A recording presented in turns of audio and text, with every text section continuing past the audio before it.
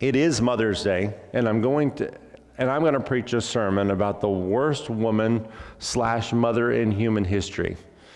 Like, everybody's starting to feel honored already. Like, yeah, I'm not going to get any brownie points for this, okay? So we're just going to go ahead and lay that out there. I'm not going to win any. Man, that was a touching Mother's Day message. See, I'm just preaching the message God's laid on my heart because I feel that it's extremely important for people to hear this message right now. We have honored mothers today. Every lady here will leave with a gift today, and because this is Mother's Day, and we want to bring attention to that. And I encourage everyone to find a way to show them honor after you leave today. Go out there and make sure they feel loved and valued today. I really want that for every one of you. But right now, I'm going to change the mood a little bit and focus on a woman who carried absolutely no honor whatsoever. Her name was Athaliah, and a lot of people don't know about Athaliah. We've never heard the name Athaliah. There's not even any songs about Athaliah, to the best of my knowledge. Nobody talks about this lady. Worst woman / mother in history. So be encouraged by that. You don't hold this record. It's already been taken, okay? So, woo! We got that one. We got that one taken care of. And wrapped up in her story is a story of a pastor and his wife who changed a nation. So you're going to get two stories today, side by side here. It's going to work out together. But Athaliah was the daughter of Queen Jezebel. Most people know about Queen Jezebel. That's not one of those, when you're picking baby names, you don't do that one. We all know you don't pick Jezebel. You might not know why, but you know that's no-no. We're not going to name her Jezebel. Why? It's bad. It's bad. We just know it's bad. So we're familiar with Jezebel. She was a horribly wicked woman. Jezebel was, you would think she would hold the record. But before we get into the terrible part of the story, let's talk about the good stuff, okay? Let's highlight the good stuff here. King Jehoshaphat was a good king in Judah. He was an honorable man who loved the Lord. He wanted to bring honor to the Lord, and he had a son named Jehoram. Okay, now let's get to the rough stuff, all right? You're welcome. I went ahead and made it sweet, and we're done. We're going to go into the rough stuff now. Jehoram, Jehoshaphat's son. Remember, Jehoshaphat's the good king, okay? He wants to honor God. He has a son named Jehoram, and Jehoram marries Athaliah, the daughter of Jezebel and Ahab. Israel had become a divided nation. You've got Judah and you have Israel. It's a divided nation at this time. The king over Judah was Jehoshaphat, and the king over the Israel side was Ahab. When Jehoram marries Ahab's daughter, the two nations become dysfunctionally connected. Okay? You've got this king's son marrying this king's daughter. You see the connection there, and it's an unhealthy union. Okay? It's totally dysfunctional. Jehoshaphat was a good man, and he invested his life into the things of God. He wanted to glorify God. But the one thing that you would have thought he would want to see, he missed out on. He didn't get to see that. He wanted to see God glorified, and he wanted to see God glorified through the lives of his children, and he did not get to see that. When Jehoshaphat died, Jehoram, his son, took the throne, as to be expected. Jehoram brought in a disease into Judah when he married the daughter of Ahab and Jezebel. This was not the legacy Jehoshaphat wanted to leave behind. That's not the route he wanted his kid to go down. To this day, Ahab and Jezebel are known for their wickedness. They defied God, and they served satanic influences. They raised their daughter to do the same, Athaliah, the one that we're talking about today. They raised her to do the same thing. But Athaliah was the new and improved form of wickedness, okay? You thought Jezebel was the most wicked? Oh, no. Jezebel looks like a saint compared to her daughter. Jezebel had God's prophets slaughtered. She worshiped Baal and despised God's promises. But she did one more thing before she died that was awful. She gave birth to Jezebel 2.0, Athaliah. And instead of following in the ways of his father, Jehoram followed the influence of his new wife, Athaliah. Jehoram followed Athaliah's lead so much that God tells Jehoram that because of his wicked heart, he would die of a disease that would cause his intestines to fall out. By the way, that's a harsh judgment right there. So let's look at the final statement of Jehoram's life. Let's look at that. 2 Chronicles 21, verse 19. Then it happened in the course of time, after the end of 2 years, that his intestines came out because of his sickness. So he died in severe pain. And his people made no burning for him like the burning of his fathers. He was 32 years old when he became king, and he reigned in Jerusalem 8 years, and to no one's sorrow departed. However, they buried him in the city of David, but not in the tombs of the kings. It says that when he died to no one's sorrow. And they buried him in the city of David. They did do that, but they did not honor him as a king and bury him in the tombs of the kings. He didn't get that kind of honor. Jehoram's life was a story of failure. It was just failure. There's nothing good to be said about that guy's life.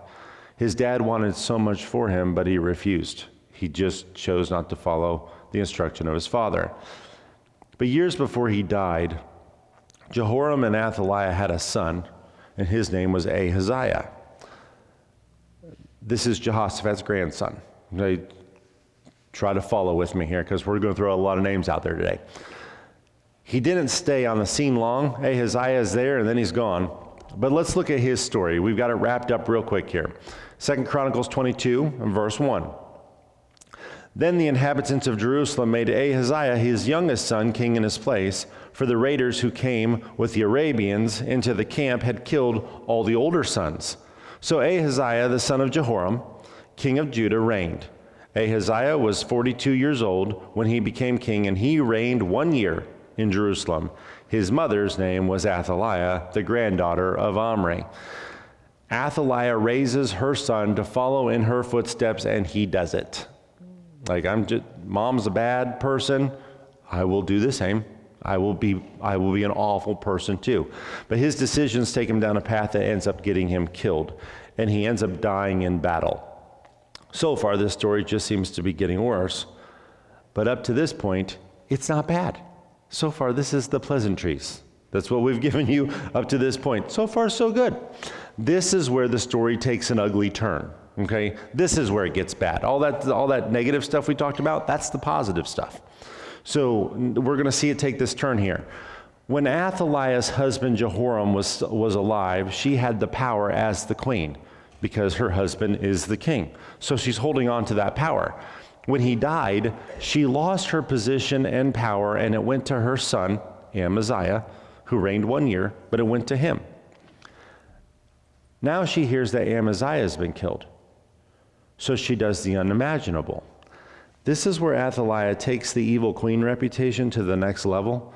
This is where you look at it and go, Jezebel was bad. Oh, wait till you see what Athaliah does, and you're like, oh, I see how she took the trophy from her mom. Look at this. 2 Chronicles 22, verse 10. Now when Athaliah, the mother of Ahaziah, saw that her son was dead, she arose and destroyed all the royal heirs of the house of Judah. Athaliah went out on a personal crusade to kill her own grandchildren. That's an evil they don't even put in storybooks. You don't pick up a book and read it and then she killed all her grandchildren. It doesn't happen. You don't see that. You don't see that in the books. Nobody writes that because that's awful. That's a new kind of evil right there. Moms, kids fall off the bed sometimes. You know, when you put the baby on the bed and then you turn to do something and you boom, oh no.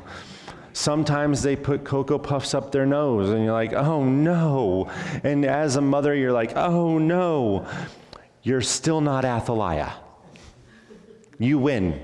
You win. It's looking good for you. You're still not this woman here. Athaliah holds the record for the worst mother and grandmother of all time.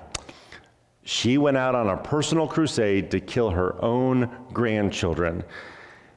If Amaziah has no heirs, the power goes back to her. So she assures that Amaziah has no heirs. Satan loves division, because if division takes place, progress does not. So he loves division. But God always has a plan to bring about good. Always. God is still involved, even when life starts getting really rough. God still has a plan. All Jehoshaphat wanted to do was glorify God, but his kids walked away from godly instruction. You see how it's looking? It's just not pretty. Jehoshaphat dies and leaves really nothing behind, nothing to honor God. And this is where I would have loved to have been able to go back and tell him something incredible is going to happen in the future. I wish I could go back and tell him before he dies, hey, don't lose hope, because you're not going to be here for it, but something that's cool is coming, because God always has a plan.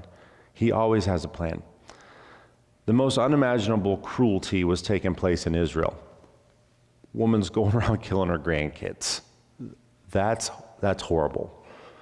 But meanwhile, back at the ranch, something else was stirring behind the scenes. Something else is happening, and we haven't read about this. We have no details about what's going on yet, but something else is happening back here. Years earlier, Athaliah and Jehoram had a little girl, and her name was Jehoshabeth, and she ended up falling in love with a godly man. Her and her husband were God's behind-the-scenes plan. So over here, you've got Athaliah's daughter. We haven't read about her. She hasn't shown up in the pages yet at all. She has a girl. She has a little girl, and she ends up falling in love with this godly man. While Athaliah was going around killing off her own grandchildren, her daughter was chasing after God. You didn't focus on the little girl. You were really focused on the boys because they could take power. But what about the little girl over here? Did you ever think about your daughter? Nope. Again, bad mom category. Didn't think about the little girl. Look at what happens here. 2 Chronicles 22, verse 11.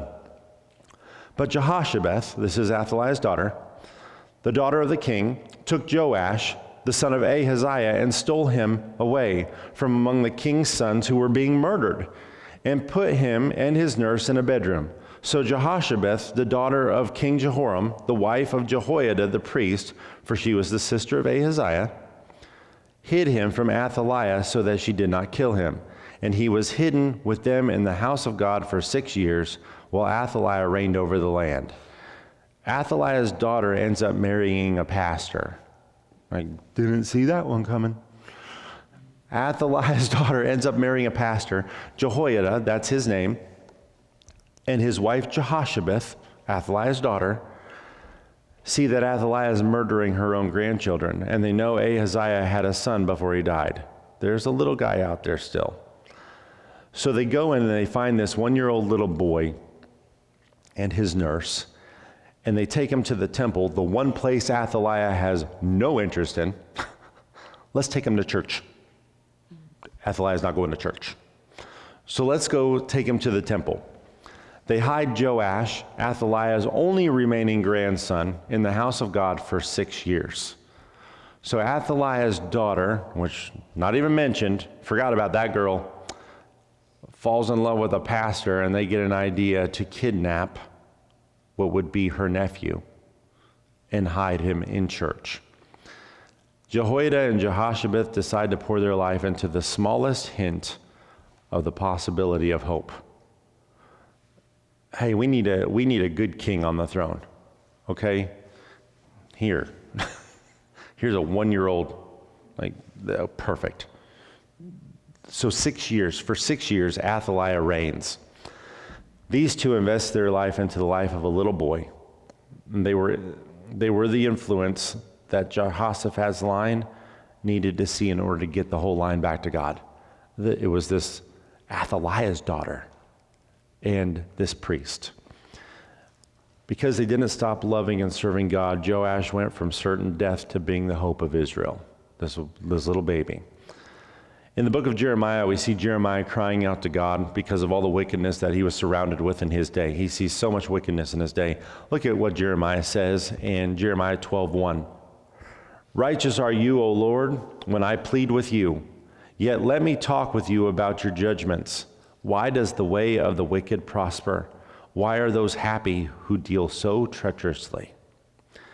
Jeremiah saw wickedness rising up all around him in his day. He was a godly man, but it seemed like Satan was going to take the win. My goodness, it's just getting out of hand. Wickedness is just rising up everywhere. So he cries out to God and asks a simple question. Why does the way of the wicked prosper, God?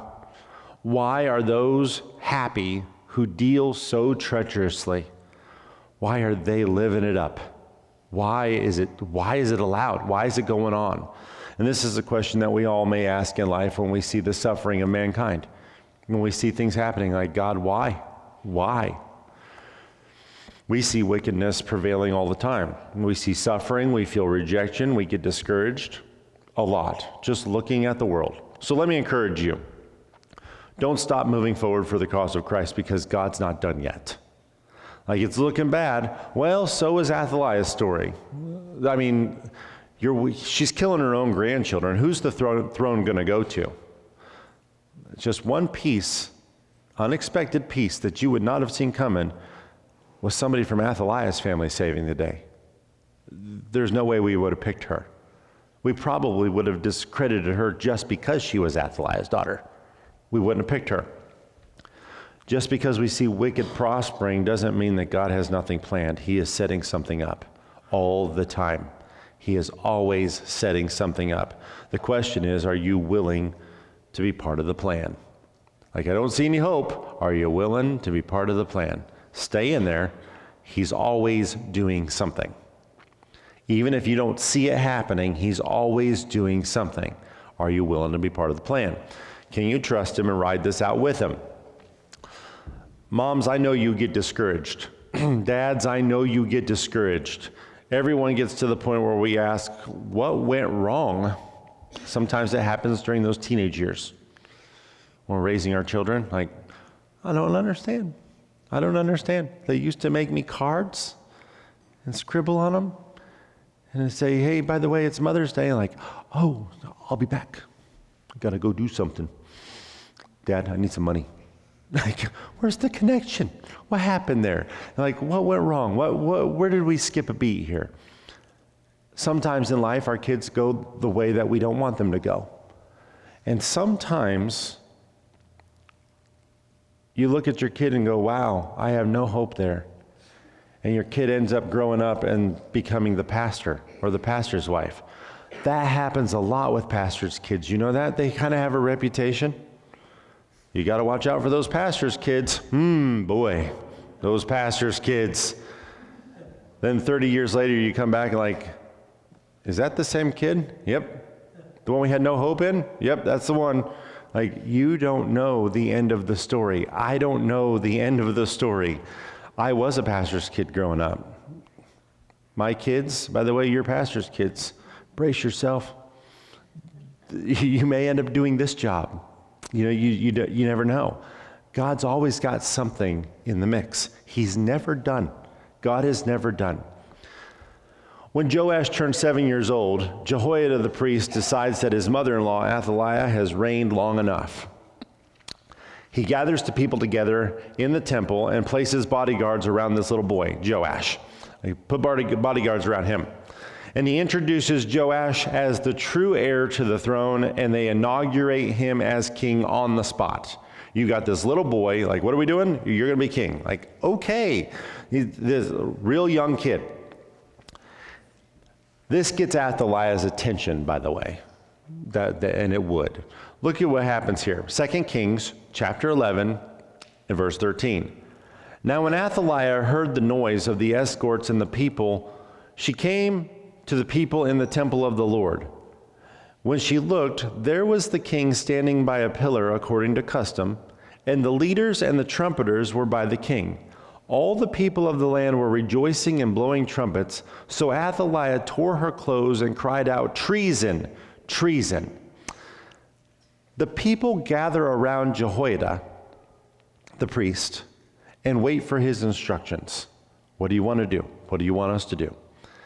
Athaliah just walked in. Finally, you came to church, girl. Walks in and sees a king. Where'd he come from? Turns out he was kidnapped. Treason. Absolute treason. I'm the one with the authority. She sees that her reign's over. She walks in and realizes her reign's over. And Jehoiada understands that her evil nature will rise up if it's allowed to. So he makes a call that ends the story of the most wicked woman recorded in history. Take a look at 2 Kings chapter 11, verse 16. So they seized her, and she went by way of the horses' entrance into the king's house, and there she was killed. And that's the end of Athaliah's story. No, when we're starting out that story, you're like, wow, why are we telling this story? That's rough. And now at this point, you're like, okay, good story. Good story. We always like a happy ending. Years ago, I was told never to mess with the quiet guy in the room, okay? If you come into a scene where everybody's arguing or whatever, and then there's that one guy sitting over here, quiet in the corner, don't mess with him. Everybody else might be arguing and fighting and everything else.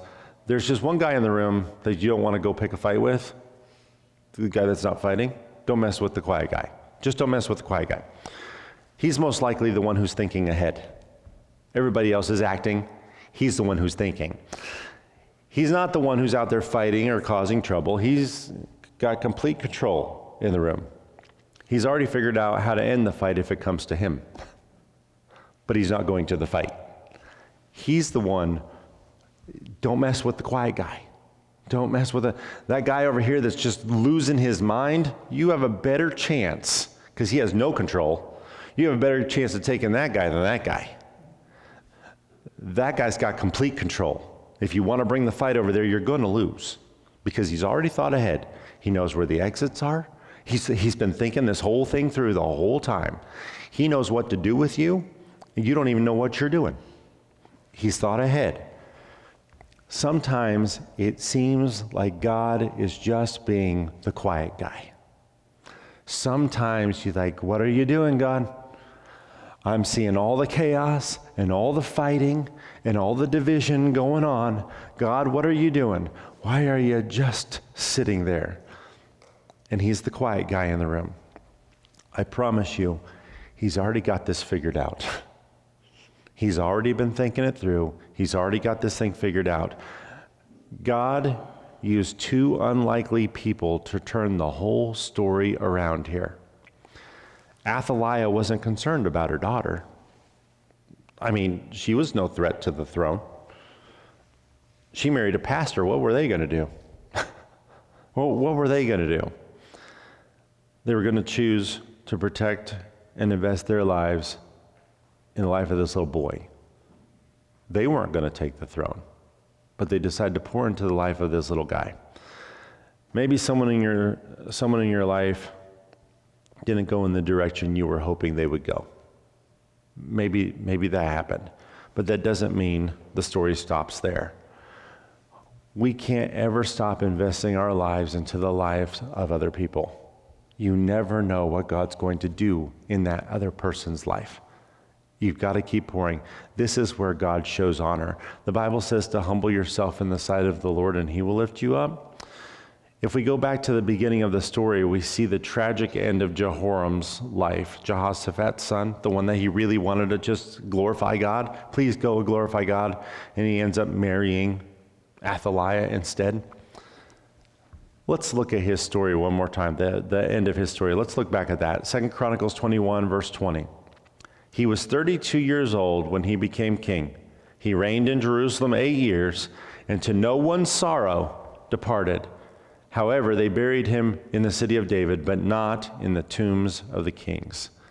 In his death, he wasn't even honored as a king. And he was a king, but he didn't get honored as a king. His self-serving life brought nothing but dishonor in the end. There's nothing good to say about Jehoram. His kingdom goes to his son, whose reign is short-lived, only a year. Athaliah then kills off her own grandchildren, and the story gets as dark as any story can get. Not looking pretty here. Then Athaliah's daughter falls in love with a man of God, and God flips the script. Pastor and his wife. I did not see that coming. Jehoiada the priest was used to shut down the tyranny of Athaliah. But I want to show you the final chapter of Jehoiada's story. I want you to see how his story ended. You know, the guy who's not the king, he's just the priest. Yeah, he married the queen's daughter, but that doesn't line him up for the throne at all. Doesn't do anything for him. the pastor. I want you to see how his story ends. 2 Chronicles chapter 24 in verse 15. But Jehoiada grew old and was full of days, and he died. He was 130 years old when he died, and they buried him in the city of David among the kings, because he had done good in Israel, both towards God and his house. The preacher was buried with honor, and Athaliah and Jehoram were not. Was he a king? No, but he will be buried among the kings. What did he do? He was so good, and he deserves as high of an honor as we can give him. So let's bury him where the king should have been buried.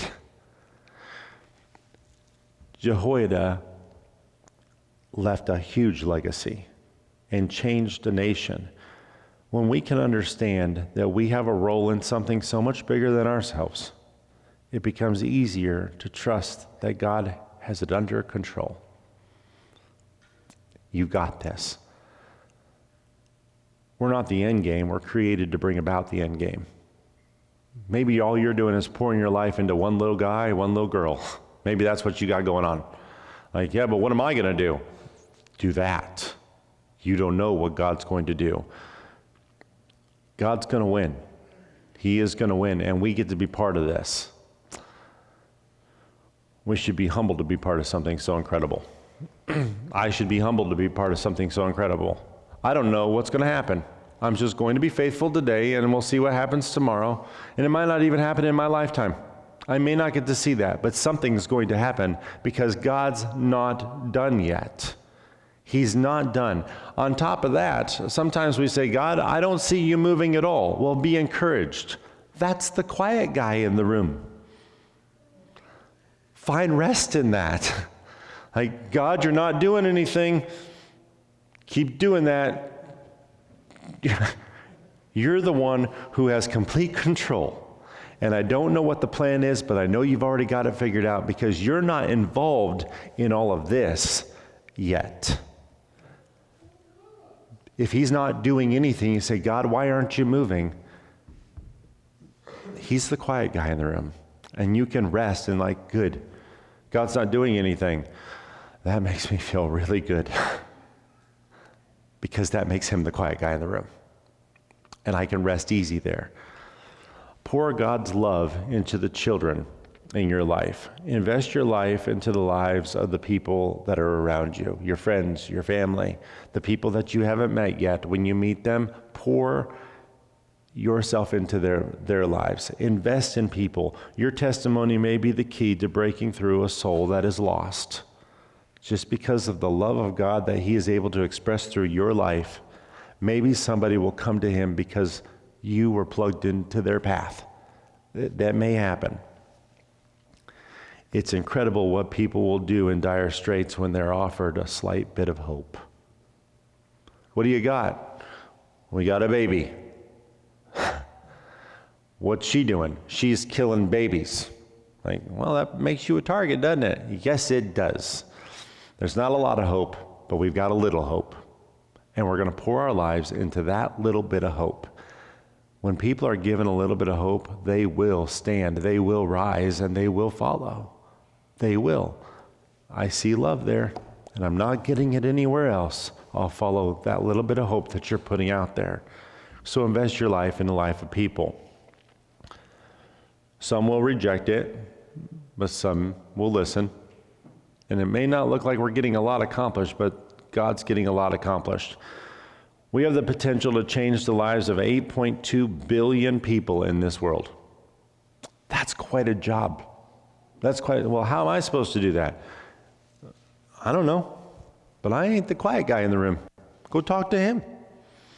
He knows what can happen. Why don't you just invest? Just go ahead and invest. We're part of something so much bigger than ourselves. We get frustrated or even depressed when things don't go according to our plans, but remember, we're part of something so much bigger than our plans. We've got an incredible God. So what would happen if you decided to be a Jehoiada? What would happen if you decided to be a Jehoshabeth? What would happen? Yeah, you might not be someone who stands in center stage, but you may be the one who gets the ball rolling to what God wants to have happen. Like, hey, Yeah, I'm not going to get my name on a marquee anywhere. Nope. I was just the guy that did this. Now, I don't know where that ball's going. I don't know what it's going to accomplish, but I thank God I was the guy that did that. And I got it rolling. This world needs us to shine the light of Christ, and our brokenness may be what is needed to be relatable to somebody else. You never know. Like, I completely understand because I've been there too, but I had to go through it before I could tell you I understand. So just because it gets dark doesn't mean there's not a plan. God's always got a plan. Jehoshaphat and Jehoiada didn't know what that little boy would become. But everyone is worth investing love into. God's not done yet. He's not done yet. So keep serving and keep loving and keep living out of gratitude for what God's done for you. You may just be that surprise element Satan never saw coming.